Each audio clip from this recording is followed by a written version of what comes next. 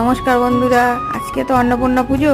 আমাদের বাড়িতেও অন্নপূর্ণা পুজো হয়েছিল। চলুন আপনাদের সঙ্গে পুজোর কিছু মুহূর্ত শেয়ার করি। পুজোর দিকে আমি জোগাড় করছিলাম, আর বোন এসেছিল। বোন ভোগ রান্না করছিল। ভোগের জন্য রান্না হয়েছে খিচুড়ি, চাটনি, পায়েস, 5 রকম ভাজা, সবজি, আর ছিল গোবিন্দভোগ চালের অন্নভোগ। ভোগের জোগাড় হয়ে যাওয়ার পরে মাকে ভোগ নিবেদন করেছি। ঠাকুরকে ভোগ দেওয়ার হয়ে যাওয়ার পরে হোম হয়েছিল। হোম সম্পূর্ণ হওয়ার পরে সবাইকে প্রসাদ দিয়েছি, আর আমরা নিজেরাও খেতে বসে গেছি। এভাবেই কাটলো আমার পুজোর দিনটা। খুব ভালো কেটেছে। কার কার বাড়িতে অন্নপূর্ণা পুজো হয় অবশ্যই আমাকে কমেন্ট করে জানাবেন।